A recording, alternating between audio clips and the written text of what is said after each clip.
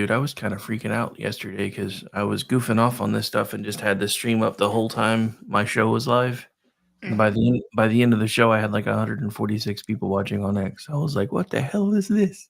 Crazy. I was like, "Y'all should be hanging out in the chat room. Come on now." All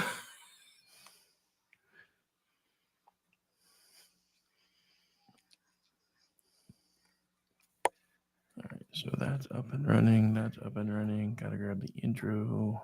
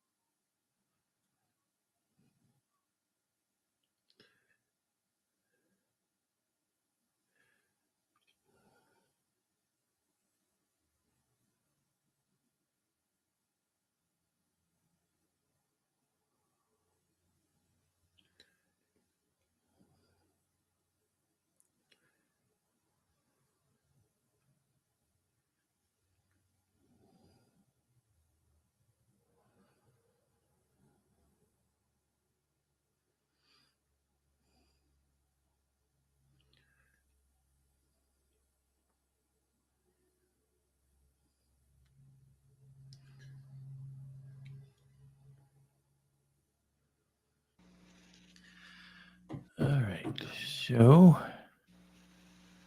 we are officially, well, actually, let me pull those. We don't need all those. All right, so now we are officially 2 minutes from the intro. Cool. I don't need to run the longer break when there's more than one person here. On the afternoon show, I usually run longer breaks at the top of the hour, so I have extra time to get shit loaded.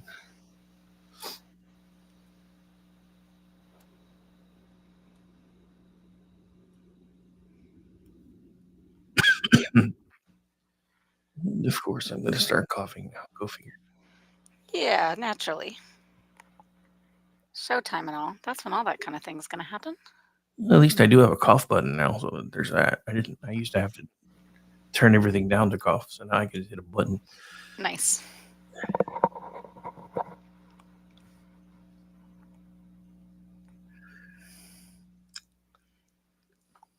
Yeah, I went through and found a bunch of free software that does what about $500 worth of software does for station automation and everything else. So now I'm starting to try to figure that part of it out. It's like, yeah, I'm like, dude, I'm like $3,000 into this already. I'm not spending anything else. Mm-hmm. Not until it starts making me a little bit of money, maybe. Yeah. So I started looking at all the ones that they charge for and figured out what they did. And then I went, okay, find me a free program that does this. Oh, there is one. Oh, find me a free program that does this. Oh, look, there's one of those too. Nice.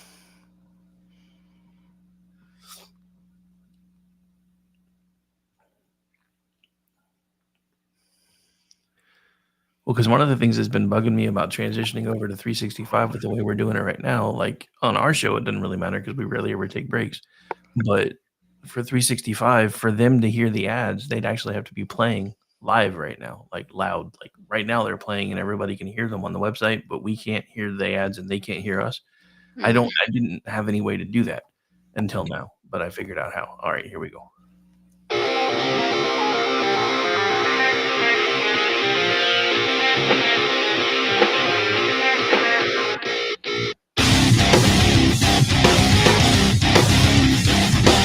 Yesterday, December 7th, 1941, a date which will live in infamy.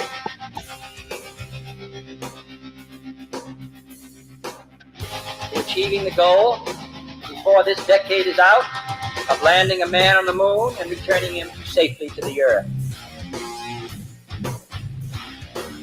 We choose to go to the moon in this decade and do the other thing, not because they are easy, but because they are hard.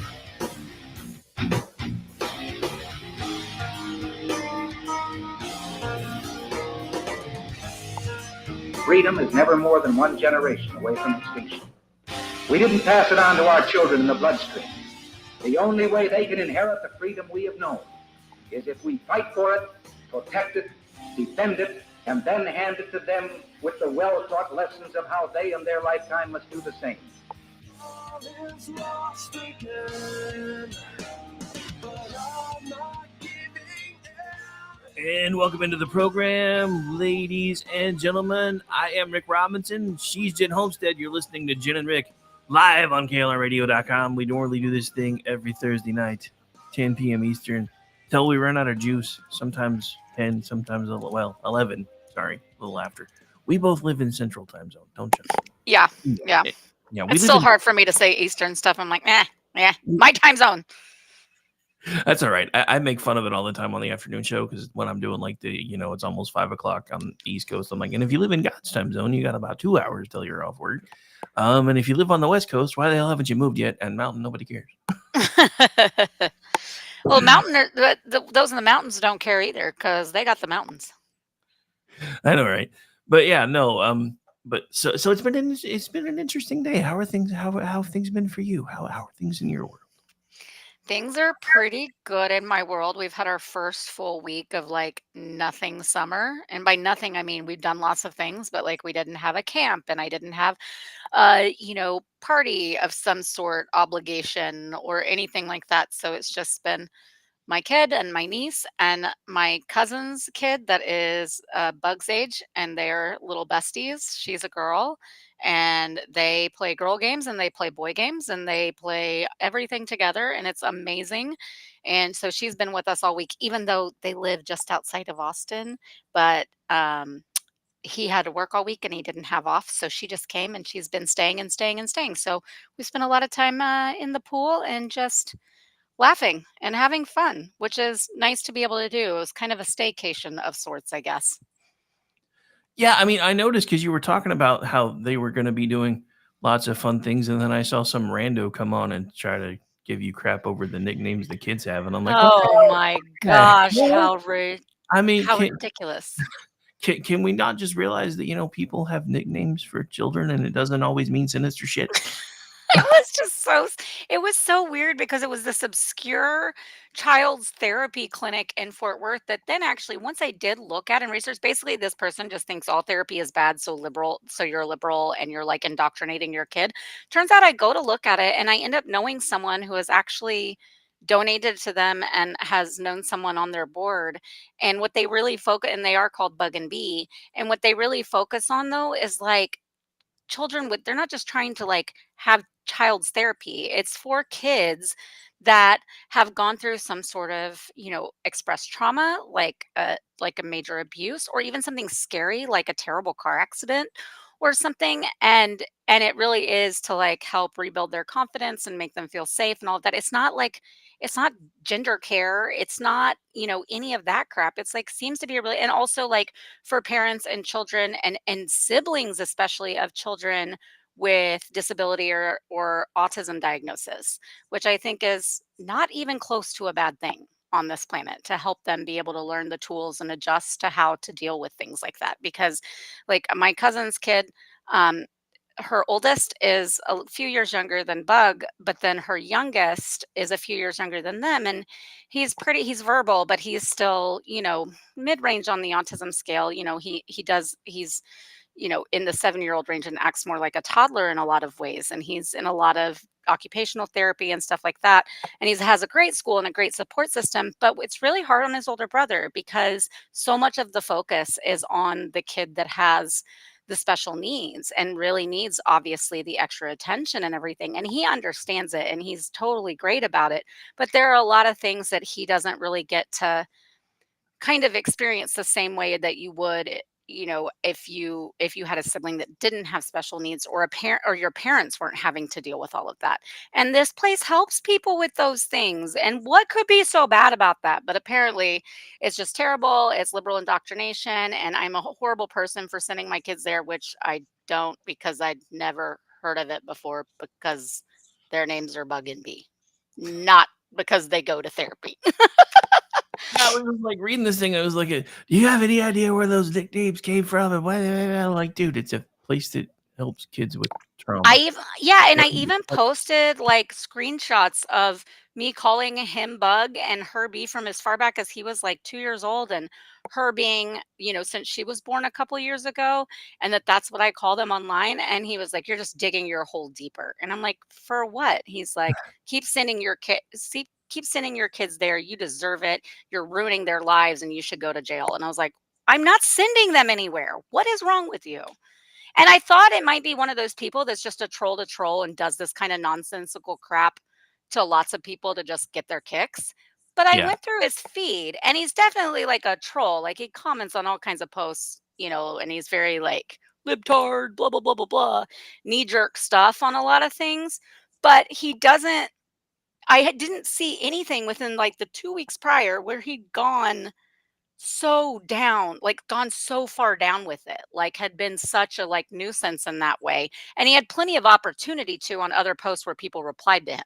So I don't think that's really his thing. I think he got it in his head and he had a hang up about it. And then he was wrong, and he was proven wrong, and he couldn't let it go. So he just decided to mock everybody and demonize them. So I eventually muted him, and I told everybody, stop responding to him, stop feeding him attention. But it was really funny for a little bit. I for the most part, I laughed. I was like, the only one here that is a complete dumbass is you. That's it. Only you. it's just the whole thing is just weird. I just when I saw that, I was like, "What the hell?" But then, weird kind of thing happened to me yesterday too. Like, somebody decided to be a dick to Joe Pags, and I really do like the guy. So I was Me like, too. "Hey, maybe you should, focus on making sure people actually know who you are before you start trash talking people that everybody knows."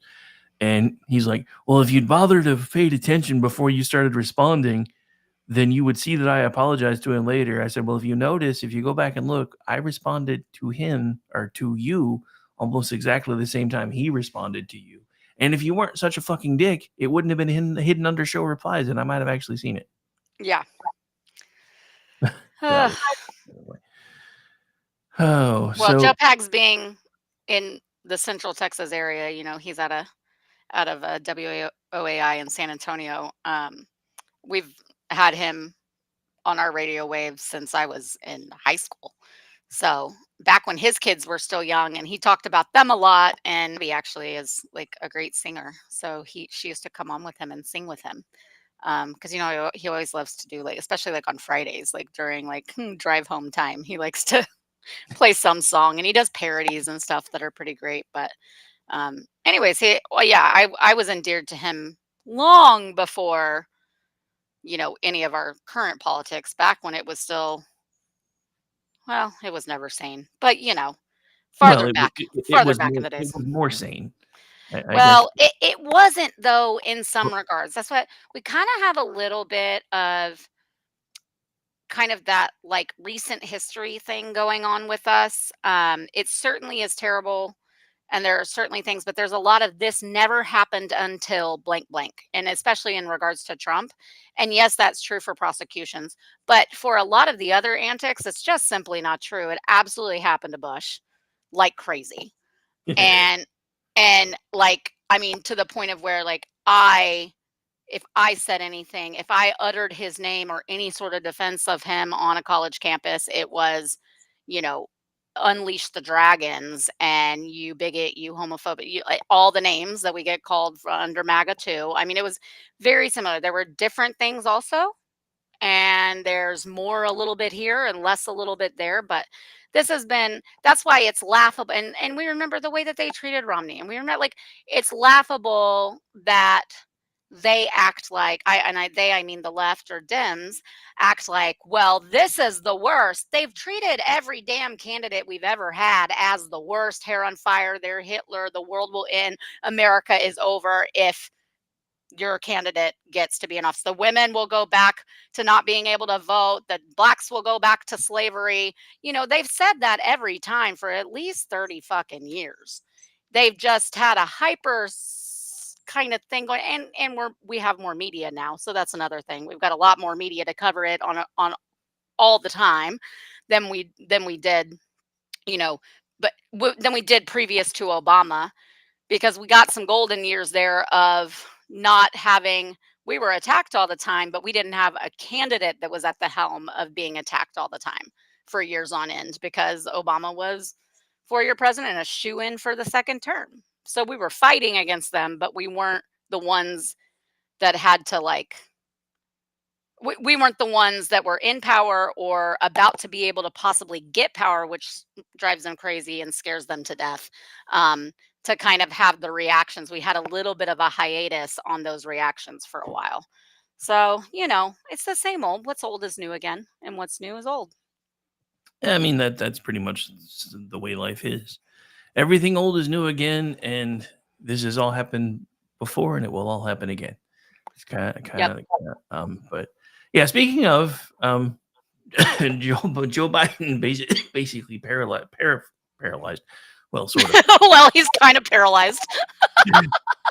plagiarized two of Reagan's most monumental lines today, which I thought was kind of funny. Again? Yeah, again. He's been putting it out in a tweet all day, and he said it today too. It was freaking hilarious. Oh, that It's like, guy. it's gone out from the account like 5-6 times today, I think. Hang on, I actually responded to one of them. I got to go find it. But yeah, first thing I thought of was like, dude, you're like stealing Reagan's shtick, bro. He's dead, but he can still kick your ass. I mean, I'm just like, what the hell? Why? But yeah, so hang on, I'm trying to find it.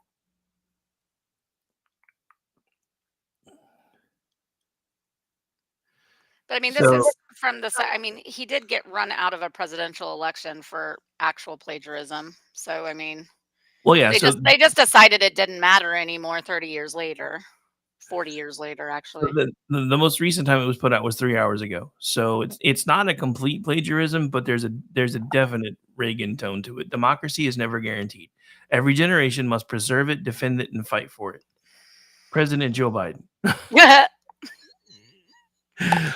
More like President Ronnie Reagan, you asshole. I'm just saying. Yes. Well, he doesn't have an original bone in his body.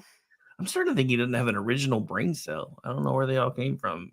I don't know how many he's got left, but I'm starting to think they were never his anyway. But yeah, I was just laughing my ass off with that. So I actually responded to it, and I'm like, Joe plagiarizing again. I see LMAO, and then found a picture of Reagan just busting up laughing. Yep. Oh boy. Well, it's been. I mean, I hate that these anniversaries get overshadowed by, and I didn't like it. I don't like it really when it gets to be made about any president or any world leader. Like, I almost wish that they just showed up at these things. They were invited guests and they sat on the front row and they saluted and they took their photo ops, but they didn't actually have much to do with them, because I think it overshadows the occasion. I think it overshadows the solemnness, the honoring of those that gave their lives, those that are still with us, that served. I don't know. It's just in the day and age of all of this hoopla and media coverage and everything. It just feels a little disingenuous to continuously have our presidents, other world leaders get all of, and then other leaders within our own governments, within those governments underneath the president, continuing to speak and have time. I'd rather hear from the children of veterans, or maybe them themselves, whoever's still alive. I'd rather hear from people that knew them and served with them post the war, if they didn't serve with them in the war because they were younger, things like that. Like, it's just, I don't know. it's just starting to not feel very reverent. Well, I think that's partly by design though, because they don't really want us to feel reverent about these kind of things anymore. But I guess for me, what irritated me, and I actually said this earlier today, after watching Joe Biden and the different things that happened during that event, like him having to basically, steady himself on the French leader, him trying to sit down to a chair that either wasn't there or was off frame, It and it was literally there. It actually the full clip, and I'm kind of annoyed with, raw alerts and some of those that first put that out because they cut it in a purposeful way, and I hate it when the left does that shit, so I'm gonna call it out when people on our side do. When you see the full clip, Lloyd Austin is being introduced to get up to speak, and the chair, it's a depth perception thing. There's kind of an illusion. The chairs are right there, and he is trying to sit down prematurely, mind you. He definitely is sitting down too soon, but he is trying to sit down. Jill kind of says something to him behind her hand, probably so that they can't see. And then she goes ahead and helps him and sits down with him, and the Macrons follow suit immediately. And of course, then the applause dies for the speaker, which is Lloyd Austin, and so everyone's gonna sit anyways. He just started sitting too soon. He's like, "Nope, I'm done. I have no brain." But it sucks that I don't like bullshit. Like I don't like it when that happens. And so it was made to look like he was shitting himself, and it did look like that until you see the next 10 seconds, which was available, that they just chose not to push, and then of course it went viral. And so it really was there, but it was so hard to see because they were dark gray chairs, but up against the suits and background of the military behind them. It was just very difficult to see until I mean, even when she started to sit down with him, I was like, "Oh, there are chairs there?" When I finally saw the full clip. Like that was very difficult to see. Well, no, and I actually kinda suspected, because the weird thing is I put out something about it around the same time that somebody else did, and then it started coming out that there was actually a chair behind him, and I'm still like, none of this really looks good either way. I think the most disturbing clip for me wasn't even that one. It was when he gets out of the motorcade and just looks around like he has no freaking clue where he is, He no didn't. freaking clue who anybody is, and he's just waiting for somebody to come get him, and I'm just like,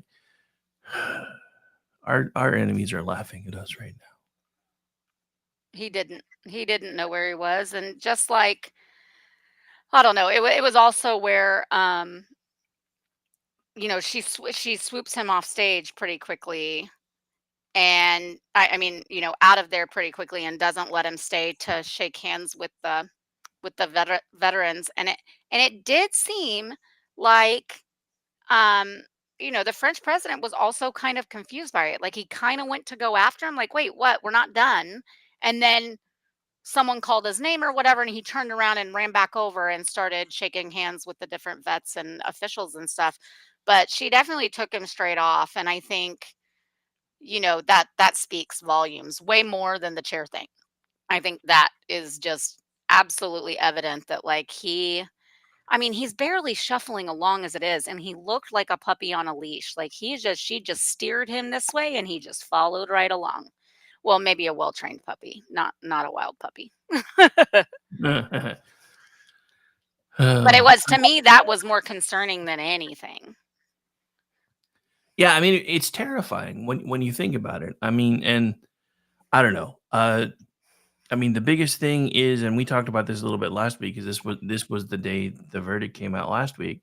But the biggest thing to me is that we live in a completely different America now. I mean, now I just read something that, because everybody's like, oh no, it's just about Trump.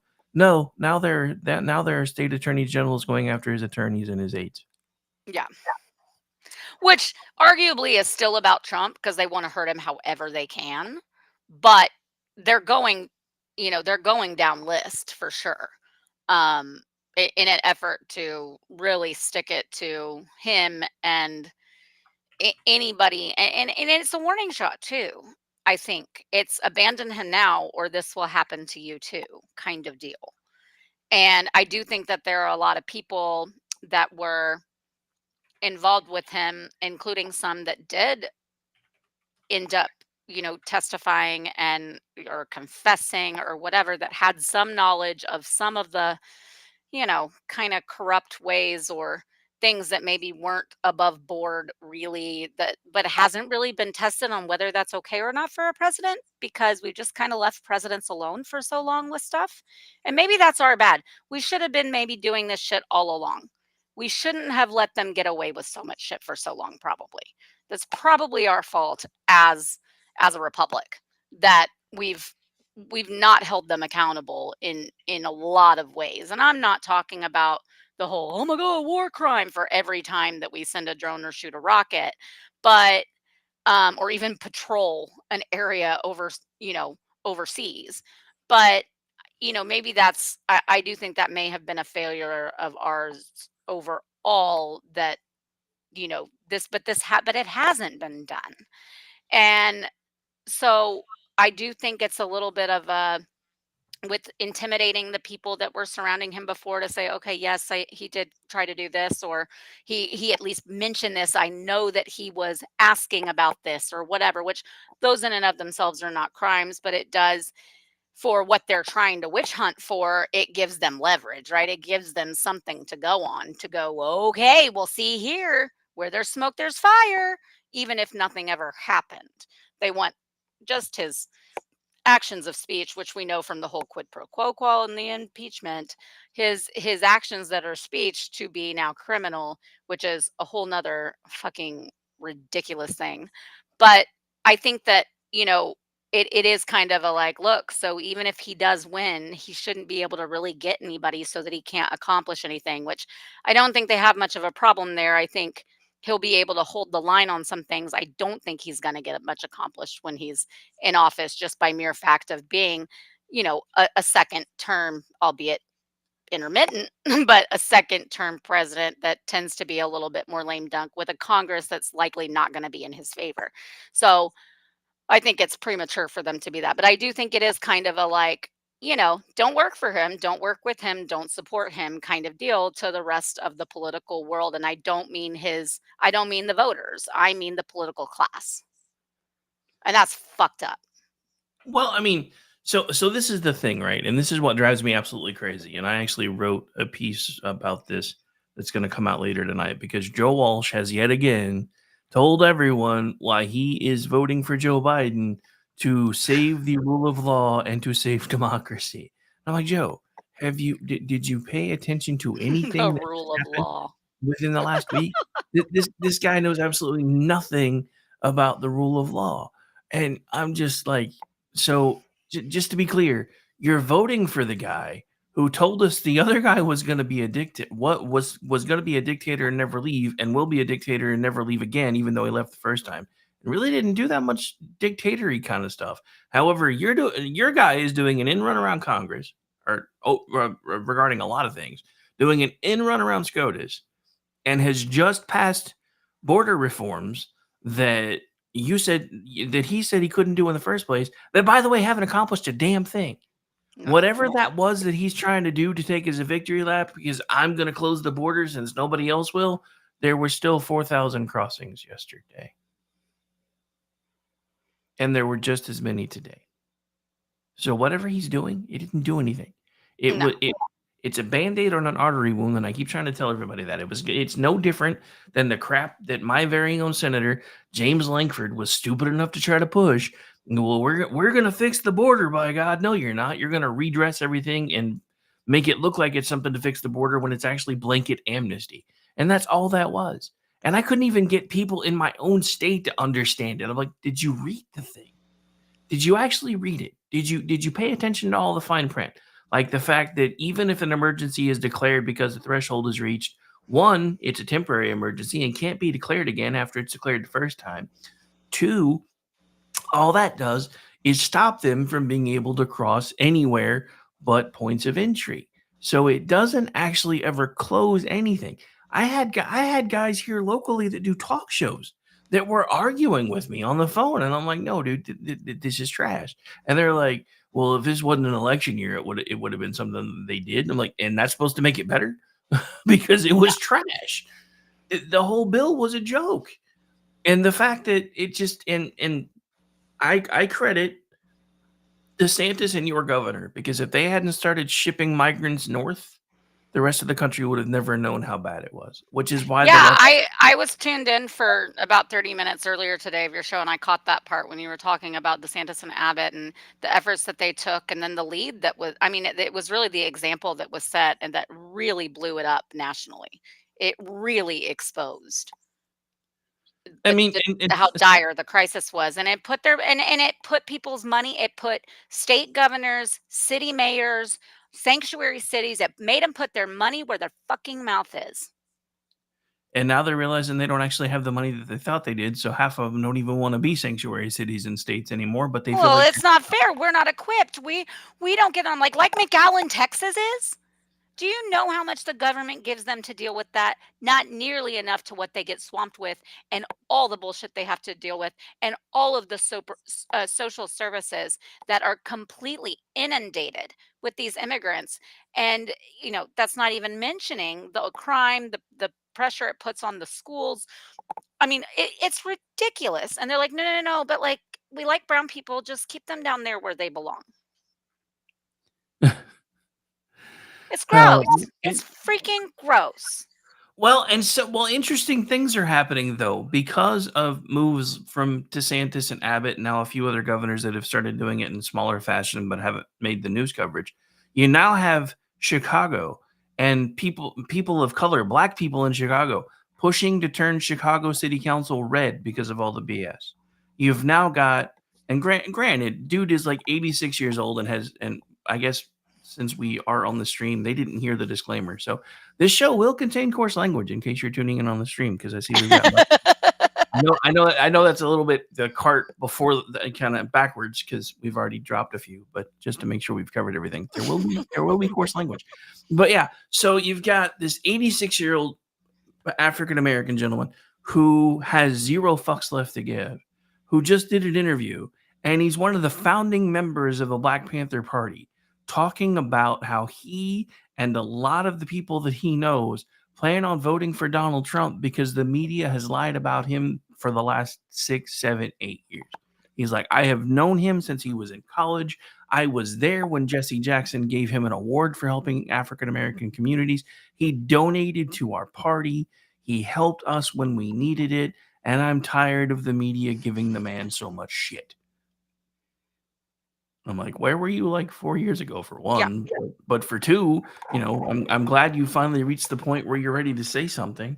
I mean, because look, and I'm just being completely honest. I did not want a rematch between the Cauliflower and Chief and Lord Spraytan. We had a better option. We didn't get there. So now we have to play with the team that we have available. And at this point, Biden's going to kill us.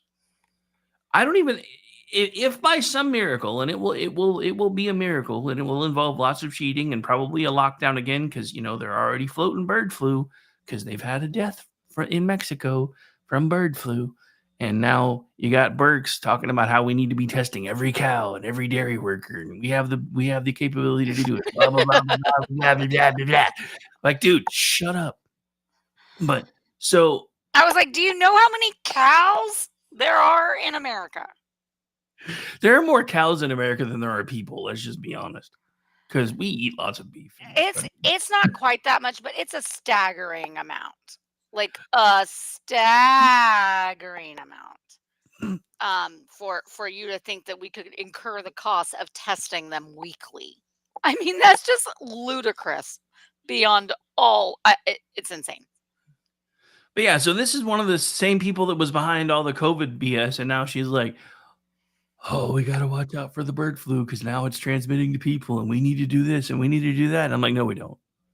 And the one thing that I'm really happy about, and this came out today, my governor just signed a bill into law that allows the entire state of Oklahoma to give the WHO a double barrel middle finger.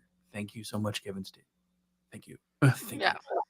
Because, and I said this today too. I know Jesse Kelly was probably one of the first people that I ever started hearing talking about how we needed a national divorce. And I have to admit, when he first started talking about it kind of freaked me out a little bit. And now, several years later, I've realized we're kind of already in the middle of one. It just hasn't gone to court yet.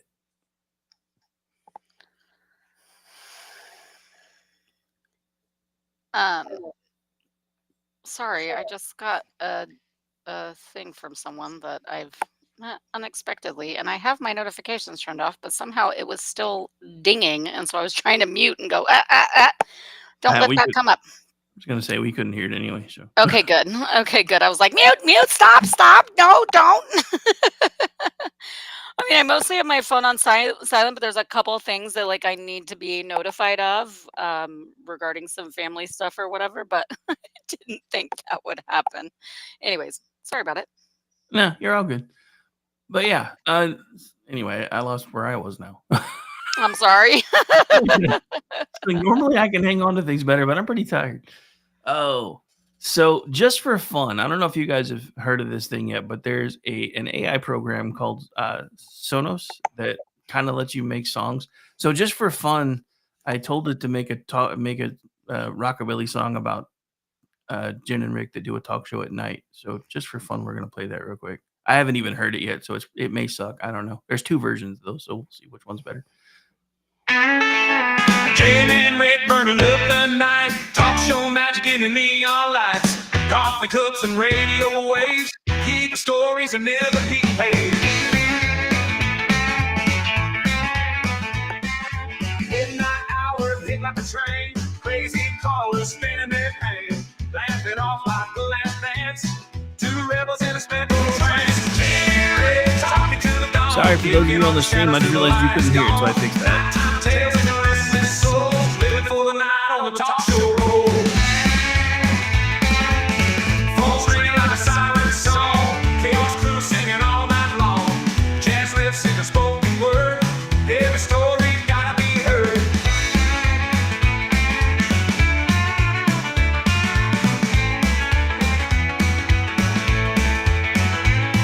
Okay, not exactly what I expected. I tried another one, and then it tried to say we were doing a morning show. I was like, yeah. So I tried to add night in there, and it just then it made it really late. And I'm like, no, that didn't really work either. But anyway, so if you guys haven't checked that out yet, apparently it's free. I don't know how many songs it lets you do. I've been playing with it now for like 30 minutes or so. And the interesting thing is, whatever you tell it, it spits out 2 different versions. So you can kind of pick the one that you like. So far I've done 1, 2, 3, 4, and it hasn't said, hey, you can't do any more yet. So I don't know. I think it's like the different like AIs, like Bing AI and like some of those where it probably gives you like a certain number depending on how far they're spread out. And then you have to wait and it will like replenish and then you get more. That's typically how these things have gone. Yeah, I know. I haven't really played with the AI stuff much, but because I've been feeling kind of sad about not having the Ramblers anymore. We may have an AI version soon. I'm gonna start seeing how much detail I can give it and see what it'll spit out. I had an AI anime style figurine made of me where it's in Alright. I still have it. It was a few months ago. And I'm in like a Texas shirt, cooking something in a cast iron skillet, with Not the a button I meant to press. what? Oh, sorry, I pressed the wrong button. Oh, but it's like me in a Texas shirt, of course, with cooking something in a holding a cast iron skillet and then a glass of red wine. And I was like, perfect. That's me. Sure. That's pretty fun. I mean, it's not complete. I don't know, but did you say cat? Do what? Did you say something about a cat? That's about the only No. like A did you cast say iron skillet. cat? Okay, that's what I misheard. I was like, Yeah. cat. And you Yeah. know, because I cook in them often, but they're also a great weapon. Well, I mean, that's the whole point of I having can one. wallop you upside the head with it if I want. I mean, that's kind of the whole point of having one. That's what my ex-wife used to tell me. I mean, I can either cook it or I can kill you with it. Which one do you want? I'm like, I prefer cooking. two of mine sit on the stove on a daily basis. So, which is pretty close to my patio door. So if someone wants to come in there while I'm in the kitchen, they're getting whacked in the head with a cast iron. Dun, dun, dun, dun. You know, I won't be mad about it. So violent. How did I ask a question about a cat and suddenly it's all violent up in here. I'm like, what the heck? I'm just saying they're dual use, dual use. Anyway. For every good Southern woman, gotta have one of those. Oh man. Oh, did you see that what's her face? Oh, uh Brianna, um, what's her nuts? Horribly racist. You're not talking about the only Brianna I can think of is Brianna Wu. I don't know if that's what you're talking about. No. Um, Brianna Joy. Shoot, what's her last name? Why can't I think of it right now, right when it's coming up? Oh, yeah. Brianna Joy Gray. She had worked at the Hill and she got fired. She's like, Oh, I know you you're would talking about. recognize her I'm if you familiar. saw her profile and stuff. Like she's horrifically racist and completely like I mean they continue to pretend she's an intellectual and she's definitely not by any stretch and she's like one of the biggest fucking anti-Semites. She's one of those people that like was on something and questioned like the sibling of one of those hostages taken on October 7th. Like as if it like how do we know this is real or that that's what they got like they're there for? Like just horrifically stupid shit. And it does nothing to hide her disdain for the Jews. So, and they keep having her on these fucking panels and stuff as if she's going to be even on some of them that are like okay, let's debate like whether Palestine should be a state or not and all these kinds of things and like you've got other people up there that are at least giving thought out arguments and citing history and all of this stuff and she does that too, but they're just memorized. That she does some of that with the history, so she just memorizes historical facts or whatever. And sometimes they're not even historical facts; they're just figures that she wants that have been perpetrated by the Howard Zenns of the world or whatever. And anyways, but she was on this one panel recently where the other two people on the panel, were at least having a pretty solid discussion. Um, debating the merits of and one of them being like it's been tried, they can't do it, their purpose is to do this and it's like well hold on, I don't know, the thing is da da da da da. So they at least were having some semblance of an intellectual debate and she just goes on this like 5-minute tirade against Israel, against the Jews, and they start to counter her and she threw down her microphone and stormed off stage. Well, that's because the Jews are evil, Jen. Don't you know? Well, right. She did make a reference about all that they control. Those people. I'm like, who you saying those people about? You're a black woman. You should know better. People have been doing that to you your whole. You actually preach about that all the time. What do you mean, you people? It's I different. mean, It, they it can't. The hypocrisy is so fucking rich. It's ridiculous. it's different when they do it, Totally. though. Oh, Not the Valley Girl. Ugh.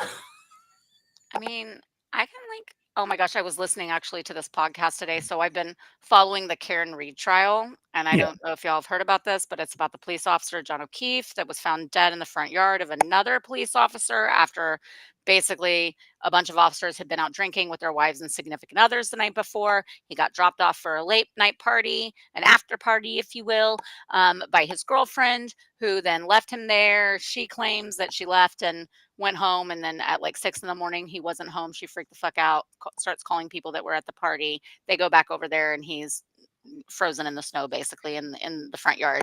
And they're claiming that she hit him with her car, ran him over or whatever. The evidence doesn't seem to actually follow that at all. I'm not actually clear why the prosecution thought that they could bring this case because it's riddled with the most ridiculous reasonable doubt ever. And I'm not just talking about because there's no evidence, no footage of her actually doing this, but we're talking about like 3 feet of, they don't find anything in 2 inches of snow, but 3 feet of snow later, suddenly they find all of these pieces of taillights and they find hair on the bumper and all this stuff after it's been transported 60 miles in the snow to and back from different places.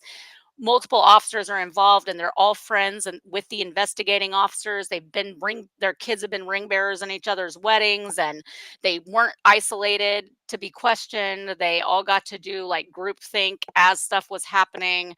The owners of the house, which was a police officer and his wife, while everything was happening, the guy is dead in his yard, and they've taped off the scene, and they're taking him to the hospital to see if they can revive him. They never come out of the house, never speak with police until days later. Like, it's all sorts of weird shit. Um, and they've changed testimony. They said one thing in the grand jury, one thing on the stand. I mean, it's just this crazy, crazy case. But I'm following along with it and everything, and I listened to a couple, different analysis, like recap stuff. And this girl has a pretty good podcast where she covers a lot of like ongoing trials and stuff, all the kind of big popular ones. And so she'll do like recaps of each of them, and then she'll go in depth with some of them. She'll interview people involved that, as allowed, other attorneys and legal experts on the subjects. And she has um, in order to kind of talk about all things craziness, because um, y'all remember Dirty John, that ended up being like a movie, and Dateline did a whole podcast on it. And it was this crazy guy that ended up being killed by his wife's daughter, his stepdaughter, because he attacked her in her apartment parking lot. She's on, and it's like 10 years after the fact, and she's talking about how victims' families can be um, affected, and how those that were affected by, like, were abused by the person who's now the victim because they're dead, how they're affected. So she's talking about all these things, and it's kind of after they've done this Karen Reed recap. So I'm just still listening. And she was like 24, 25 at the time of the incident. She's almost 35 now. And she goes on all these speaking circuit, and she's a victims advocate for abuse and domestic abuse or domestic violence and like all of this stuff. And she's rattling off all the things that she does and the people that she, like, the organizations she's spokespersons for. And as she's talking, and really once she does her little spiel and the girl starts asking her questions and truly interviewing her, she's like, and so it's like, and it was fucking unlistenable. I was like, how are you getting paid to speak anywhere? What is going on? Like, we want to hear your story. That it's crazy and it's psycho. And like, of course, the TV movie left some stuff out, and like even the podcast, that the Dateline 5-episode Dateline or whatever it was, left some stuff out, and it's documentary style. And they interviewed all of you, but everything went up with like this inflection, and like, and so yeah. And I was just like, I could not stand it. I could not believe it. It was ridiculous. Like I said, it was unlistenable. And I'm like, if you wrote something without all that bullshit in it, I would totally read it, because it's extremely interesting, and the psyche of it, and like what she was thinking during the attack and all of that. But I couldn't listen to her damn fucking voice and inflections. And she is from the OC. So there's that. Dun dun dun. But definitely look up the Karen Reed case. It's fucking nuts. Fucking nuts. Nice. It really is. It's insane. It's not like there's not like one little bit of reasonable doubt. There's like 25 extremely questionable, obvious things, and you're like, wait, what? Everybody had an accidental butt dial in the exact time period where they think that he died, and none of them are being looked at as anything. They're just witnesses that didn't know and weren't there and didn't have anything to do with it. But they all happen to accidentally butt dial each other in 2 and 3 minute successions. Sure. Okay. Not Karen Reed, mind you. All these people that were at the house party he was at. Oh. Oh, no, that was just a butt dial. They're like, how often do you butt dial on your iPhone? Well, I don't know. Including butt dialing him 7 times. You know what that says? They're trying to find his fucking phone. He's already dead in the snow, and they're trying to find his fucking phone when they butt dial him 7 times in the 5-minute window they think he died.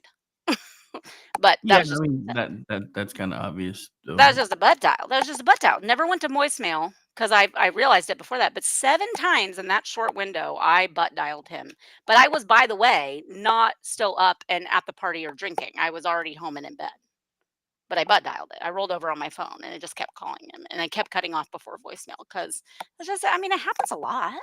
But also I dumped my phone and had it destroyed, not just got rid of it, but like had it destroyed the day before my phone was subpoenaed for records. Yeah, And that's and all and all of my family's. yeah, that's not shady at all. Yeah. And we're all police officers, and we already got the heads up that they know we got the heads up that we were gonna have the subpoena to turn over our phones. But we still did that anyway, because what did it matter? I mean, you can still pull some of our stuff from the cloud, anything that was relevant. You didn't need the actual phone. Fucking crazy, man. Anyways. Fair. Don't go on and talk like this, okay? Just don't. That makes my head hurt. I mean, it's hard. It's hard. It's also have the same issue with people that come on air and then are like, "Okay, sorry, Wait, like I missed lunch." I What? don't mean to backtrack, but I think I may have just figured out who you were talking about. You're not talking about Brianna Joy Gray, are you? Yeah, that's what I said. Yeah, I finally got a Brianna Joy Gray. And she Oh, worked at the Hill. She got fired. I just happened to notice there's a tweet going around. Somebody screen capped her saying she can't be fired. Like, this didn't age well. Sorry, I didn't. I remembered you said Brianna Joy. I never heard you say that you'd figured out what her last name was. I missed that part. But anyway. Yeah. Sorry, I just blanked on it, but then I found out. I said, "Yeah, Brianna Joy Gray." Yeah, she got fired from the Hill, and she was boohooing about it for a minute, but then she deleted the tweet and then started posting her Patreon. So this was But literally the hill her career died on. the Hill it died on. Oh, dad jokes on talk radio. How can you get any better than that? Well, I gotta say, congrats to your Sooners. Y'all just won the Women's College World Series in softball. I actually wasn't keeping up with it that much this year. But yeah, I saw that we won yesterday. I didn't really pay much attention other than that. I mean, it's 98. I mean, it's 16 minutes. No, it's 26 minutes from their home field, and it's a 98% OU crowd. So they should fucking win every time they play there. I mean, It's insane. It's insanity. But yeah, I mean, congrats to the Sooner softball team because yeah, that's 4 times in a row. I think It is. It is. It's 4. that just seems crazy. Oh no! Don't do that though. What? Oh, just one of the girls being an Angel Reese a little bit. Uh-oh. Yeah, she was. Yeah, that's right. Cause we like doing this like really kind of ghetto fu thing. I always hate that.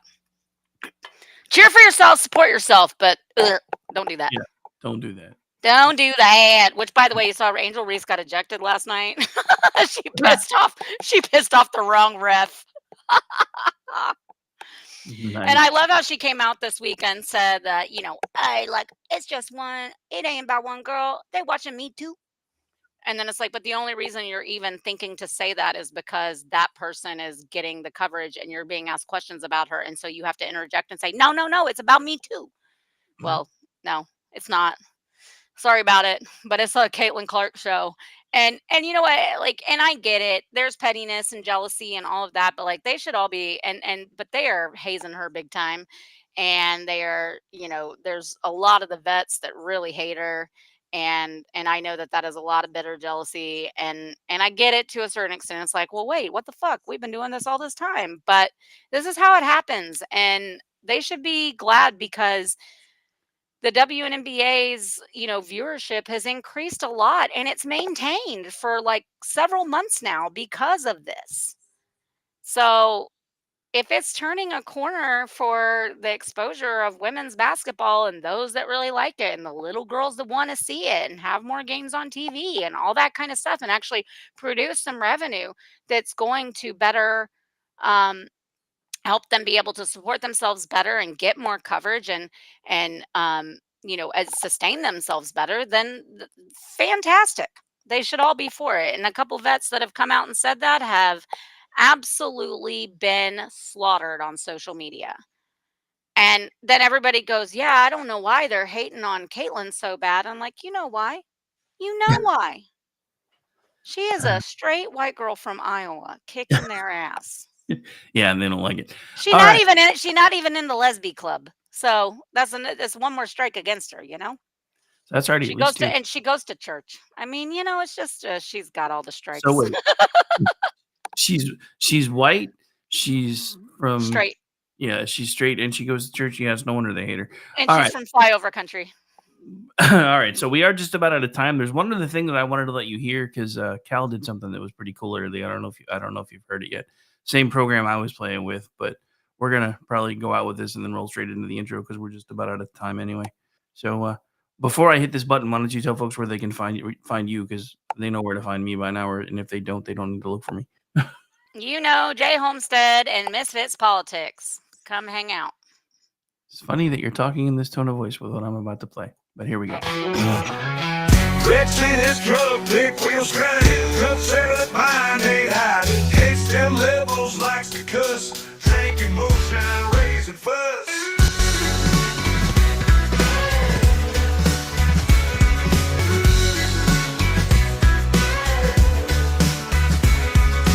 Rex when it's cool, them misfits loud, beer in hand, they stand so proud. Barbecue smoke fills the night, country tunes feeling right. Rex and the Misfits, here we go. Swearing loud, putting on a show. Drinking midnight till the dawn.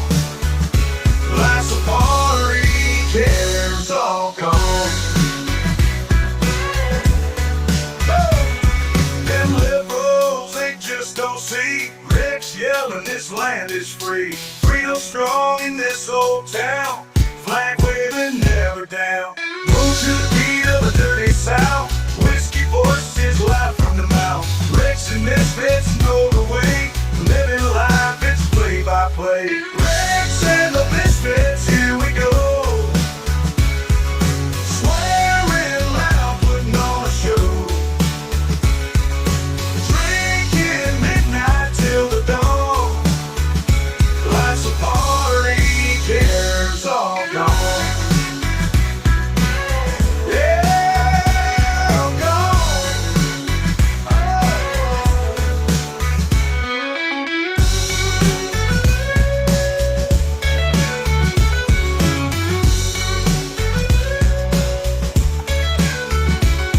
Them liberals, they just don't see. Rex yelling, this land is free. Real strong in this old town.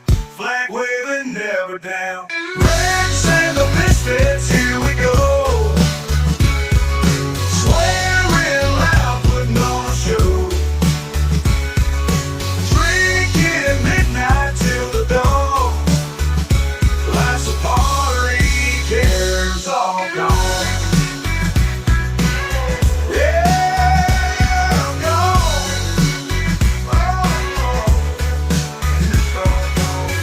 Ooh, to the beat of the dirty south. We get a voice so loud, my man is clear. Free up strong in this old town. Flag waving, never down. Yeah, oh, oh, oh.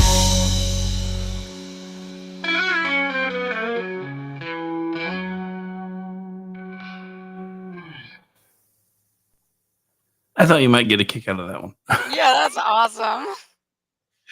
Speaking of which, tell them about tomorrow night before you forget again. Oh yeah. Misfits. Wow. Okay. Over at Misfits Politics on Twitter. Hashtag Misfit Mischief. We'll kick it off with a lot of fun, mostly non-political. So make Twitter, make X, make social media, whatever the hell you want to say. Make it fun again. We intend to, and we have a great time every Friday night. All right, and if you are so inclined, make sure you make it a 2-screen night. I'll be back tomorrow night with Aggie Rican filling in for the incomparable Mickey Botorch, who is still on hiatus and also recently married, so he's been a little busy. And that's 8:30 tomorrow night Eastern time, 7:30, otherwise known as Aggie time. Then I'll be back Saturday night doing Juxtaposition with Orty.